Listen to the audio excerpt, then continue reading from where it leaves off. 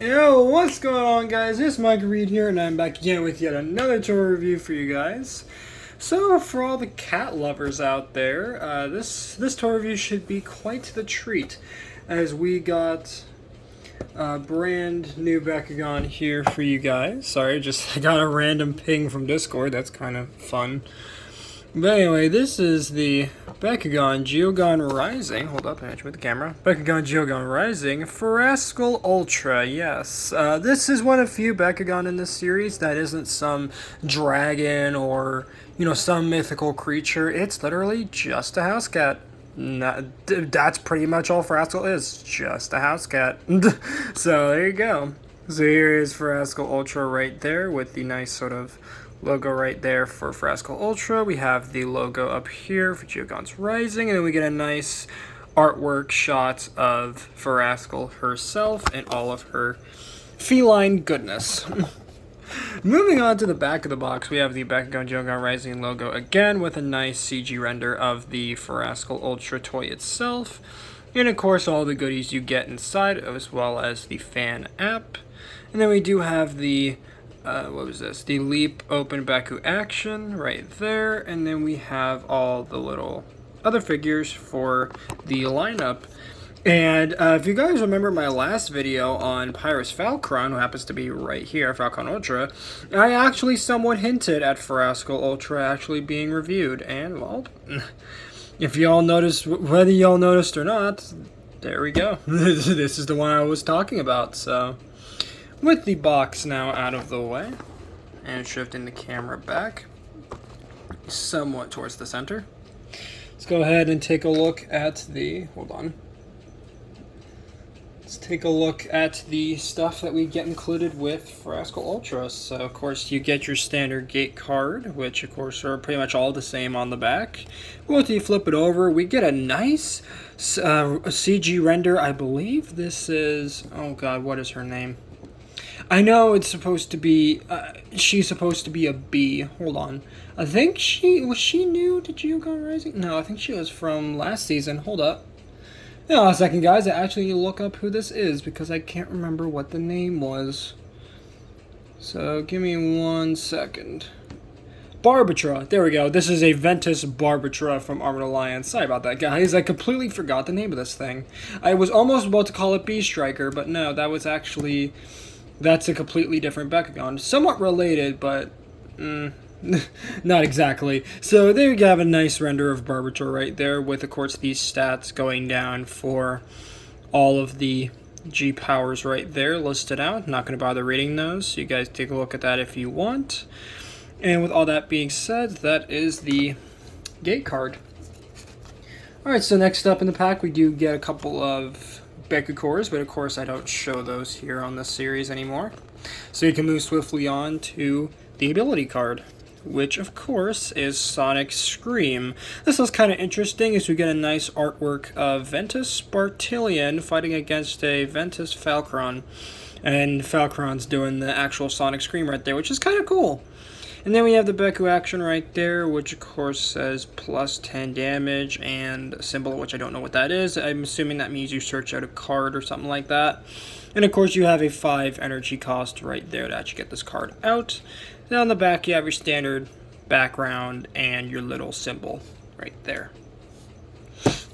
Lastly, in this set, at least for the cards anyway, we get the character card, which is Ferascal Ultra. And again, we get a nice full sort of dynamic art of Ferascal Ultra, and she looks absolutely fantastic. With the 500 Bs right there, 5 damage, and of course you get the shield and fist cores right there, which she comes with. So next we get a little symbol here, which I have no idea what that means, but apparently I know what these mean.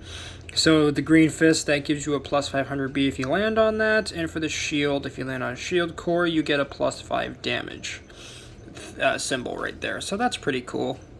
And then on the back, you have your standard symbols and whatnot. So there you go. Now let's move on to the figure itself, and here she is in ball form. This is Ferascal Ultra. Now right away, you can probably figure out how she's gonna activate on the gate card, but all in all, she has a pretty solid ball form with some nice greens and dark greens and lime greens and stuff like that. She looks very, very nice. As you can also notice, she has a couple of, Baku gear ports on her side so that we can attach the Pegon weapons to her, which is pretty cool. And she also has one on the back of the ball form as well. So, with that being said, let's see how she transforms into her completely open form. Okay, and she's quite the flipper indeed. So there you go. That is Ferascal Ultra, and yeah, very interesting choice of art style for Ferascal Ultra.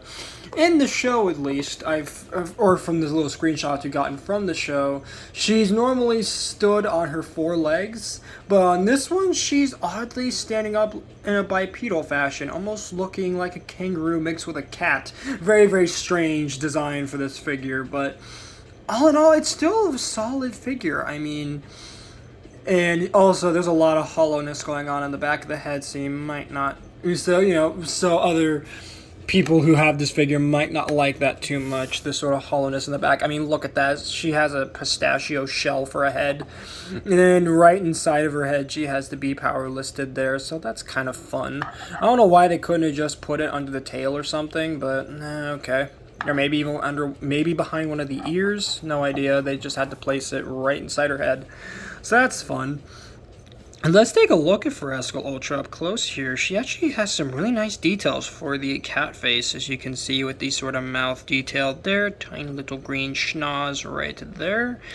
And the cat eyes are really nicely painted with that yellow and white. And then the ears have this almost silvery white tint to them. Almost dropped the figure. And on the back of the ears, as you can see, we have that nice green with the lime green on the tips. And of course on this one we actually do get the little Ventus symbol right there, because this is a Ventus Bakugan. And of course the arms can tilt and move around, similar to Velcron and Nilius's articulation. They can move their arms, so that's kind of fun. Not by much, but they can move them. Got the nice little feetsies there, which of course are kind of pivoted a bit too far out. I think they should be pivoted a little bit more back inwards towards the tail, but I guess this works. And then you have, and speaking of the tail, here is that tail with some nice green and some detail right there. I'm assuming that's supposed to replicate fur or some type of like armored structure there. Yeah, of course you have little symbols and whatever the case may be, or not even symbols as much as it is like a little like tag or something on the back of the tail. And yeah, that's pretty much Ferascal Ultra. So now let's move on to some comparisons. And for those comparisons, let's start off with, you know what, we're going to start off with Dragonoid this time. We're going to switch it up. I was going to go for the Geogan first, but you know what, we're going to do standard Bakugan first. So there you go. So there you have Ferascal and Dragonoid together. And I don't think I really need to commentate on the size of these things, do I? I mean, it is pretty obvious the difference in sizes between the two. I don't know how a large alien house cat is larger than a dragon, but there we go. So there is that. And again, that's somewhat accurate to the show, as from what I've seen of the show, and I've only seen like little tidbits of it, like trailers and whatnot. Ferascal does seem to be a little bit bigger than Dragonoid, so I guess in this instance that's accurate. And moving on from that, let's move on to our next comparison, which is going to be our last review, which was Pyrus Velcron. So you have those two together, and again, the size is obviously different between Velcron and Ferascal, but you know, it's because height-wise, Velcron is definitely a shorty.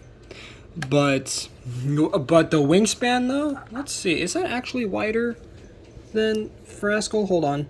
Yes, it is. It actually is wider. Okay, so he's wider wingspan-wise than he is actually height-wise, so that's kind of interesting. But there you go. So there is Velcron. So let me go ahead and close him up, as he is quite... not quite tricky, but he is somewhat tricky to get folded up just because of all the little moving joints and everything. I have to be closed up in a certain sequence to get him to close. Come on. Let's see, is that folded all the way? Okay, yeah, it is. Okay, for a second I thought I didn't fold it completely. Okay, hold on. Okay, I think we got it. Yep, okay. Oh, the head decided to pop out, really? Alright, there we go. Alright, so for our next comparison, let's go with some Darkest Bakugan. Let's go with Darkest Demork. And Demork looks pretty... They actually look pretty much the same size. Of course, if minus the ears, Demork is definitely taller by a small bit. But with the ears factored in, yeah, they're roughly about the same height, I believe. Or at least from my perspective, they're the same height as each other, relatively. If we're counting the horns, of course, of Demork. So there we have that. And for our next comparison, you know what? Since we're doing Darkest Bakugan, let's do Nilius, because why not? Everybody loves a bit of Nilius, right? Especially with his new crazy-looking design. So there we have Nilius right there. And of course, Nilius is rather shorty in this series, unlike his prior incarnations, or slash iterations, where he was, you know, relatively tall and stood much more on the same level as Dragonoid, but now he's kind of a short guy. So, kind of interesting how, yeah, Nilius has a more crazy design this time around, but height-wise, he's smaller.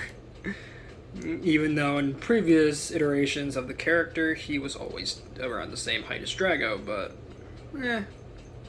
it's alright, I guess. It's not the worst thing in the world.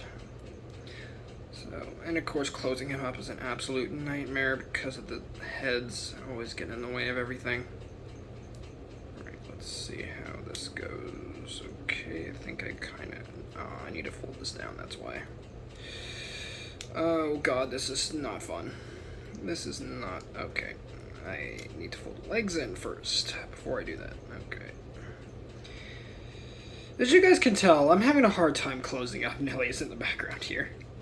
But I think I got him now. Let's see, did I get him? Yep, got him finally. Alright, so for our next comparison, at least for the regular Bakugan, let's move on to the last regular figure I have. And that is Heiat's Fenica. So there we go. Here we have our two animalistic Bakugan together. Our Fennec Fox and our House Cat together. And again, the size difference is obvious here. And again, this is accurate, both from the show's perspective and from the actual, you know, real-world inspirations for the fact that, you know, Fennec Foxes are relatively small little foxes, and House Cats are at least in some cases, depends on the breed, are pretty large, you know, felines just in general. So, but again, it depends on the species, though. So, there you go. There's that. Now let's move on to Geogan Comparisons, and to start that off, let's go with... You know what? Oh god. Ventus Talon Ultra. There we go. Let's get him in here for a comparison. And as I'm going to say with most of these Geogan -1, the size difference should be obvious in the fact that just, you know, Talon is huge compared to Ferascal, but then again, this is fairly accurate to how it is in the show, so cannot complain with that.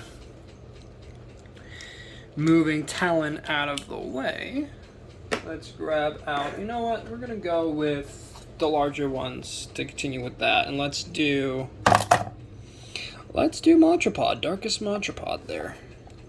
That way you guys can see the difference between the two, but again, size difference should be obvious, as of course Montrapod is going to be bigger, but still, size difference is there, and the two of them look very, very nice together. That's something I like about these figures, is that they may have very drastic designs, but they're mostly fairly cohesive together. None of them seem like one has a completely different art style or one is just over-designed. Yeah, all of them seem to very nicely match each other and perfectly, and none of them diverge from the series art style that's been established since since Battle Planet way back in what do I want to say 2017, 2018, one of those dates. Can't remember exactly when they first came out. I want to say 2019 maybe. I don't know. But for our next comparison, let's bring in Darkest Hyenix. So you have those two together, and oh god, Hyenix is just huge compared to Ferascal. But then again, Hyenix is a rather large Geogan to begin with. Even in the show, in his full form, he's absolutely just gigantic. But there you go, and yes, I said gigantic. Don't even get me started in the comments with that I said gigantic wrong. I purposely said it like that I purposely said it like that, so I don't want to hear in the comments. So don't even start with me on that. I kid, but anyway, moving on to our last comparison. Here is Chaos Arachnia. So that way you guys can see the size between those two, but all in all, fairly nice size difference between the two of them. Not bad at all, but there you go. So there you have those two together, right there. So with that all being said, that's going to actually sum it up for this review. So this has been my review on Bakugan, Geogan Rising, Aventus Ferascal Ultra. Thank you guys so much for watching. If you guys enjoy, please make sure to drop a like on this video, subscribe if you're new, and ring that notification bell so that way you guys get notified for all my uploads. Later, Read Squad, and have a good one.